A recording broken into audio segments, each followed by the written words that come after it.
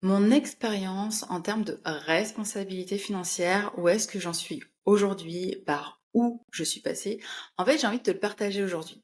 J'ai également envie que tu vois sous un nouveau jour ce concept de responsabilité financière, notamment au sein de ton entreprise, parce que tu verras que ça a un impact assez conséquent en réalité. Et puis, j'ai tout simplement envie que tu passes au prochain step au niveau financier, tout simplement. Et je dirais intégrer ce concept de responsabilité financière, ça va t'aider. Alors, d'ores et déjà, je te fais quand même un disclaimer, c'est que tu ne peux pas dire que tu veux plus d'argent au sein de ton entreprise ou même dans ta vie, en sachant que le plus d'argent, c'est extrêmement large, donc ça ne veut rien dire. Il y a besoin quand même de précision. Mais ça, j'en parle dans un autre épisode. Hem, Sans forcément devenir plus responsable au niveau financier. Si tu veux, les 2 sont liés. Donc je trouve assez intéressant que tu puisses vraiment appréhender ce concept aujourd'hui, l'intégrer au sein de ton entreprise, t'en servir pour ta propre évolution financière. Et on va commencer par le meilleur ou avoir par le plus lourd, à savoir qu'est-ce que la responsabilité financière? Alors, au niveau financier, ça semble clair. Moi, j'ai envie qu'on aille voir d'abord au niveau de la responsabilité. Et très clairement, là, je n'ai rien inventé. Je vais te donner la définition, soit du petit Robert, soit du Larousse.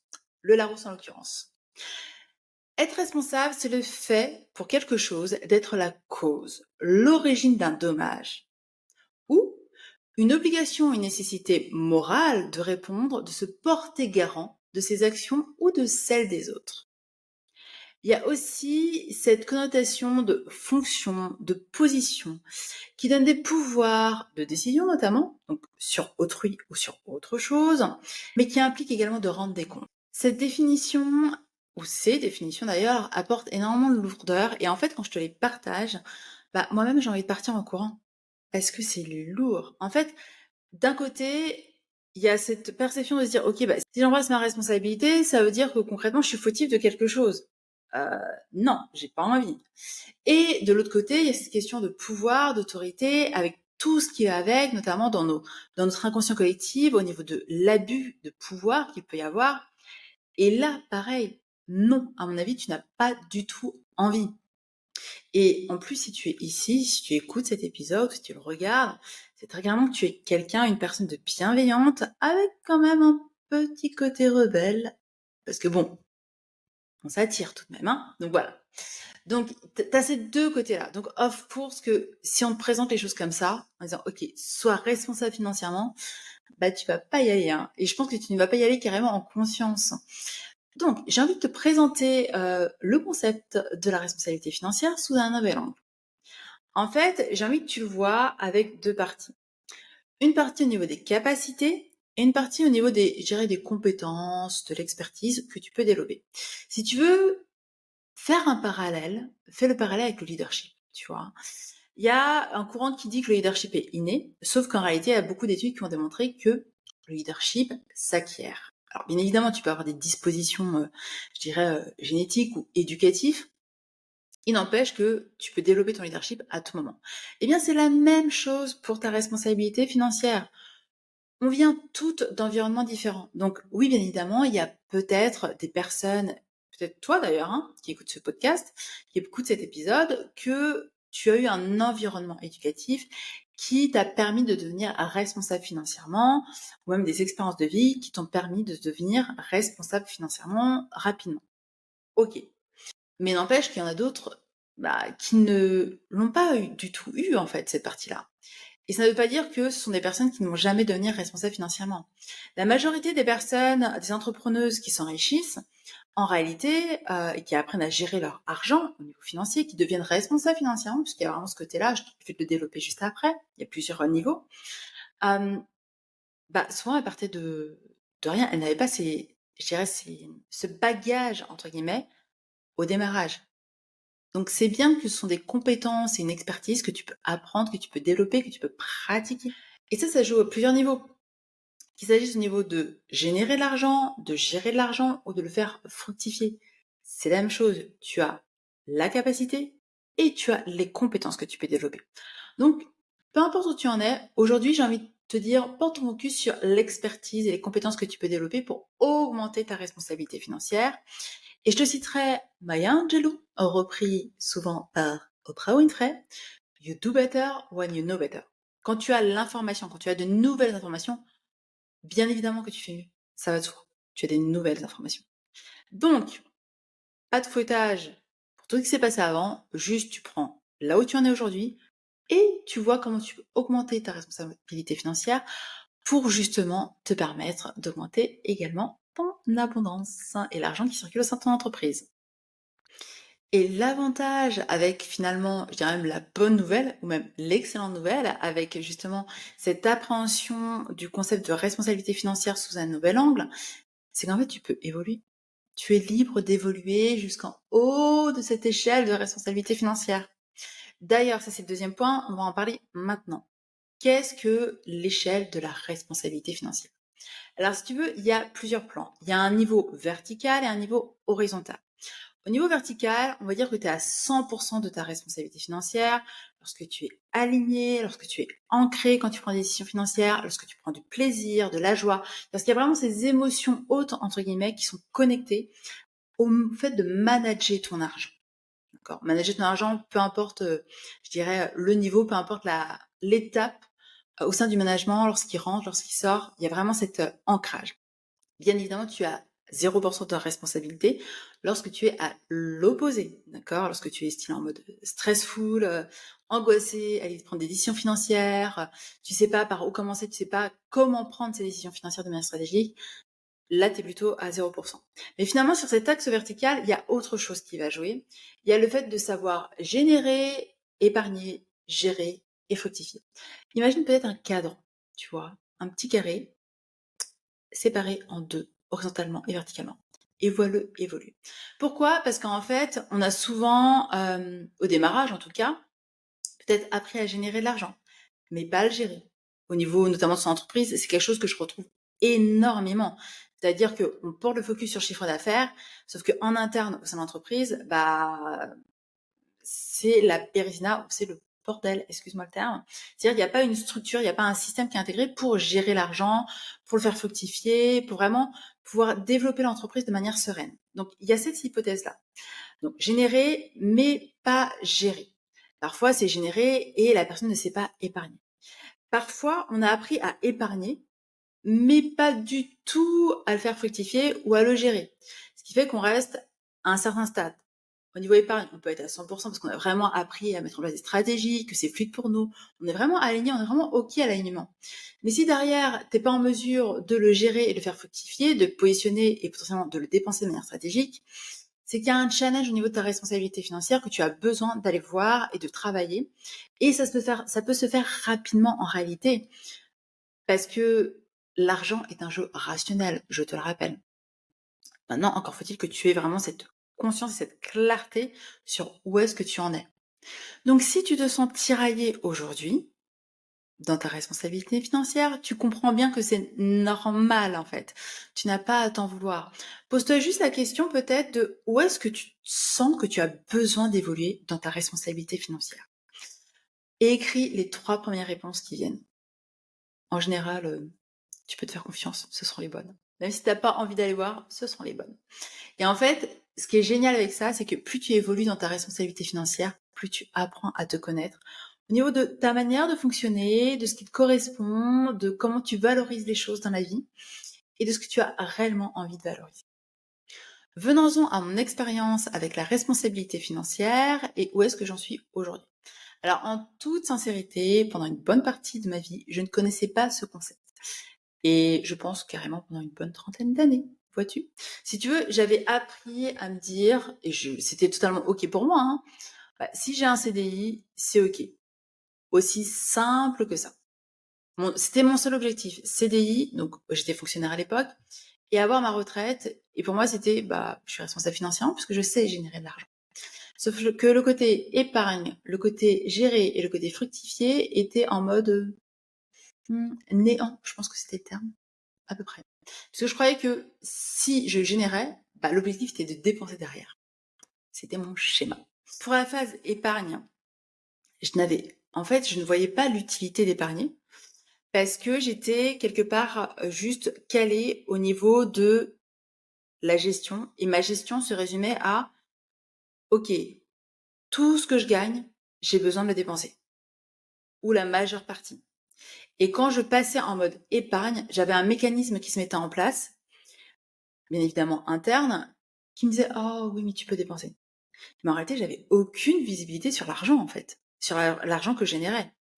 Je connaissais le montant, mais c'est tout, ça s'arrêtait là. Je ne savais pas du tout où est-ce que l'argent partait. J'étais dans le flou artistique. Et en fait, je retrouve souvent ça par rapport aux entrepreneuses que j'accompagne. Il y a ce flou artistique sur qu'est-ce qui se passe pour l'argent au sein de l'entreprise. Et parfois même, c'est déjà au niveau de combien elle génère, combien l'entreprise génère d'argent. Et pour faire fructifier, bah écoute, j'avais une vague idée que c'était possible, mais je croyais que ça ne l'était pas pour moi. Je croyais que c'était réservé à une caste, à une catégorie spéciale, exclusive, voilà, auquel je n'aurais jamais accès. Et en fait, bien évidemment, c'est à travers mes expériences personnelles que j'ai compris que j'avais quelque chose à travailler en lien avec l'argent, que j'avais peut-être besoin de me former dessus, de comprendre comment ça fonctionnait. Et c'est là où ça s'est ouvert, où là je me dis: «OK, bah, en fait, je peux peut-être gérer les choses différemment». Je peux peut-être apprendre à épargner, apprendre à gérer mon argent, apprendre à peut-être en générer plus et à le faire fructifier. Parce que bien évidemment, of course, avant de prendre conscience de ça, pour moi, si je voulais générer plus, bah, il fallait que je travaille plus automatiquement. Ou sinon, il fallait que j'aille sur un autre poste, que je fasse une mutation, que je négocie, of course. Alors ça, j'avais quand même ça d'ouvert, c'est-à-dire que j'étais au clair avec le fait de négocier mon salaire dès le départ et lorsqu'il y avait une évaluation. Donc ça, je le faisais régulièrement. Et c'était totalement OK pour moi parce que j'avais quand même conscience de la valeur que j'apportais par rapport aux employeurs pour lesquels je travaillais. Mais parfois, certaines femmes ne le font pas lorsqu'elles sont dans le salariat et certaines entrepreneuses ne le font pas, cette augmentation de tarifs, lorsqu'elles sont chefs d'entreprise par rapport à leurs clients, parce qu'elles ne voient pas la valeur qu'ils apportent. Elles refusent même parfois de la voir. C'est limite douloureux parfois. Donc, si c'est ton cas, pose-toi juste les bonnes questions pour justement te permettre de switcher à ce niveau-là et t'autoriser à augmenter les tarifs. Parce que ça se passe pas seulement au niveau mental, pour le coup, ça se passe aussi au niveau émotionnel. Et dans quelques instants, je vais te raconter une expérience personnelle, parce que je pense que c'est important que tu puisses comprendre à travers ce que j'ai vécu, quels sont les mécanismes qui peuvent se mettre en place. Euh, et peut-être que toi, ça te permettra de débloquer les choses et c'est tout ce que je te souhaite. Très clairement, après maintes et maintes, séminaires, coaching personnel, par rapport à mes croyances, formation sur l'argent, où j'ai appris à comprendre comment l'argent fonctionnait, j'ai aussi compris à quel point on était formaté par rapport à l'argent et qu'on était poussé à la consommation. Et je vois souvent cette distinction, lorsque je vais chez mes parents et que je regarde ne serait-ce que pendant 5 ou 10 minutes la télé. Là, je me dis: «Mais oh my God!» en fait, j'ai envie de dépenser, parce qu'en fait, il y a la publicité partout. Nos sens sont sollicités à l'extrême par rapport à ça. Donc c'est important que tu puisses comprendre que oui, on est dans une société de consommation. Oui, potentiellement, il y a certains choix que tu feras qui ne seront pas, pardon, les plus judicieux pour toi, mais ça ne veut pas dire que tu n'apprendras pas de ces choix. Bien au contraire, d'accord? Et parfois, on peut même se refuser de voir la vérité. Donc tu vas voir, dans quelques instants de quoi je parle. Refuser de voir la vérité, mais c'est pas parce qu'on ne veut pas la voir, c'est parce qu'en fait, on ne la voit réellement pas, en fait. On est dans le flou, c'est comme si on avait un voile et que notre réalité était perçue à travers ce voile. Voilà, notre réalité financière. Hem et mine de rien, tant qu'on laisse le voile accroché, on peut pas forcément agir réellement. On peut bien évidemment avancer, mais l'objectif, c'est vraiment de décrocher ce voile, de le pousser, de regarder la situation telle qu'elle est et d'avancer à partir de cette situation-là.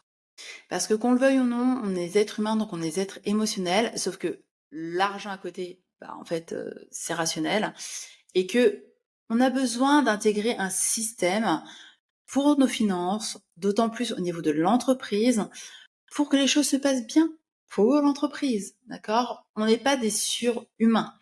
Heu, le deal de se dire: «OK, je vais contrecarrer mon mode de fonctionnement, heu, en croyant que je suis plus forte que, l'argent», non, non, non, non. Tu es un être émotionnel, l'argent c'est rationnel il y a besoin d'un pont entre les 2. Il y a besoin d'une liaison entre les 2. OK?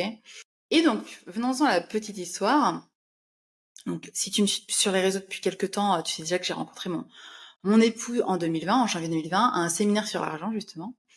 Donc là, j'avais commencé depuis quelques années, en fait, mon travail personnel, mais je pense que je n'avais pas encore pris conscience à quel point c'était encore ancré. Et que je sois claire, je travaille encore ma relation à l'argent aujourd'hui, hein. Quoi qu'il en soit, en 2021, on recommence, on refait ce séminaire-là. Et puis toute fière, je vais le voir à la fin. Et alors, juste petite parenthèse, heureusement que cette discussion a eu lieu en 2021 et non pas en 2020. Parce que comme l'un et l'autre, je pense que tu as dû voir l'épisode sur ma chaîne YouTube ou sur la chaîne YouTube de mon époux, on avait des critères. Bah, du coup, on a eu cette discussion-là avant, bah, ce serait pas passé en fait. On se serait peut-être pas mis ensemble, tu vois. Je vais le voir fièrement après ce séminaire. J'avais fait mes calculs, j'avais tout vu, etc., etc. J'ai waouh, j'ai un patrimoine de temps, tu vois. Et j'avais vraiment senti l'évolution parce que bah, je me dis ok, j'ai des SCPI, j'ai des cryptos, j'ai la bourse, j'ai commencé à structurer les choses, c'est génial, etc. Et point important, parce que nous on parle de nos finances, je pense que c'est très important d'en parler au niveau du couple, parce que ça peut, même si ça peut être inconfortable au démarrage, après ça retire des frictions. Et du coup, en toute sincérité, je vais le voir extrêmement fier de moi parce que je vois que mon patrimoine a augmenté. Donc je dis waouh, mon patrimoine a augmenté, c'est superbe et tout. Et là, il me lance un non. Et là, je fais comment ça, non. Il fait bah oui, ton patrimoine a augmenté. En fait, t'as plus que ce que tu avais avant, mais non, en fait, tu es en négatif. Et là, je fais what? Je fais comment ça, je suis en négatif? J'ai non, non, non, moi j'ai tant en SCPI, j'ai tant en crypto, j'ai tant en bourse, etc., etc. Et en fait, j'avais vu patrimoine brut. J'avais pas vu patrimoine net. Le patrimoine brut, bah écoute, tu prends effectivement tout ce que tu as en actif, mais tu comptes pas forcément le passif. Et j'avais omis le fait que bah, les SCPI, je les avais générés à la base via un prêt. Donc forcément, en 2021, j'avais besoin de prendre en considération ce prêt dans le passif pour créer réellement mon patrimoine net. Et moi, j'avais pas pris ça. J'avais pris que l'actif. Je m'étais voilé la face. J'avais voulu juste voir cette partie-là de l'équation et omettre l'autre. Et souvent, c'est ce qu'on fait. Donc, par rapport à ton entreprise, d'accord? Notamment si tu te dis, ah mais tout roule, je génère du chiffre, etc. Va voir tes données, va voir tes datas, regarde l'argent en fait. Regarde où est-ce qu'il est, où est-ce que tu dépenses régulièrement.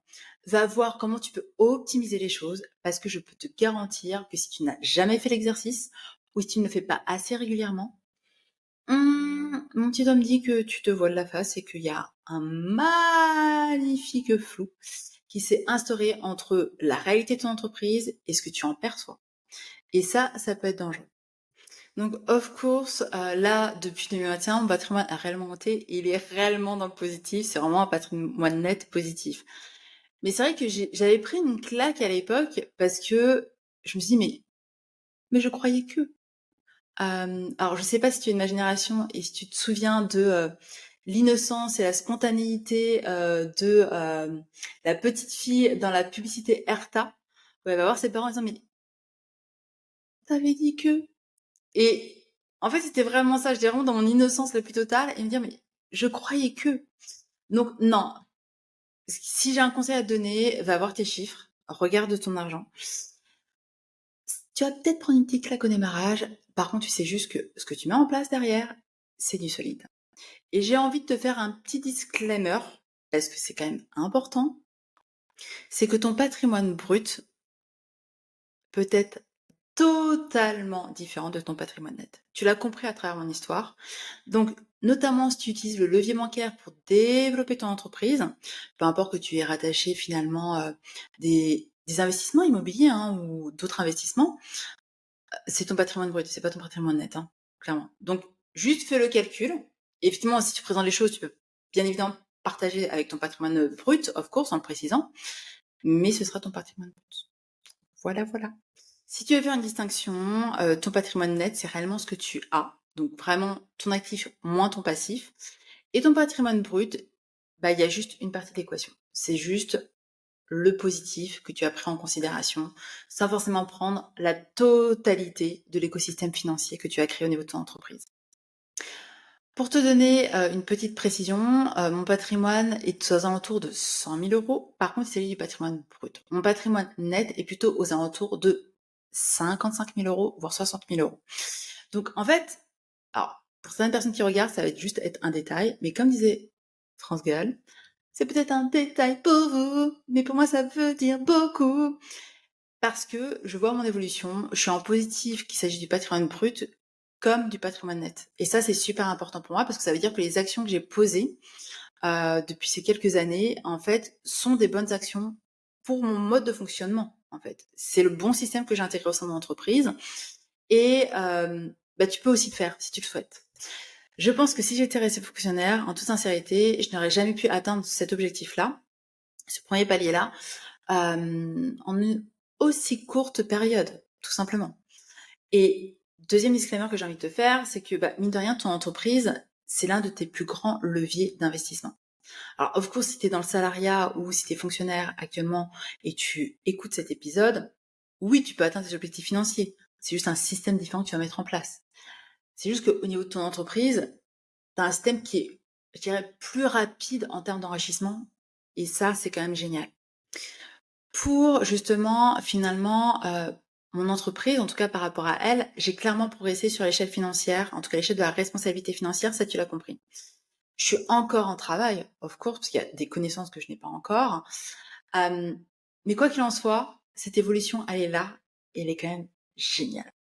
Si toi, tu te sens challengé aujourd'hui sur l'échelle de la responsabilité financière par rapport à ton entreprise, je te lance une invitation parce que j'organise justement au mois de septembre un événement où tu vas pouvoir apprendre à gérer les finances de ton entreprise pour évoluer sur cette échelle de responsabilité financière et te sentir beaucoup plus sereine, voir vraiment les fruits finalement des efforts, des actions que tu mets en place quotidiennement, hebdomadairement, mensuellement. Et je pense que c'est important de pouvoir les voir, tu vois, assez rapidement. Donc c'est clairement ce que je vais te transmettre au mois de septembre. Donc si tu es disponible et si ça t'intéresse, inscris-toi. Je mettrai le lien justement dans la description pour que tu puisses y accéder plus facilement. Et si tu as besoin de plus ample précision, bah écoute, sens-toi libre de m'envoyer un petit message sur les réseaux sociaux et je me ferai un plaisir de t'y répondre. En tout cas, on se retrouve dans un prochain épisode. Et d'ici là, bah écoute, je t'embrasse. Mouah.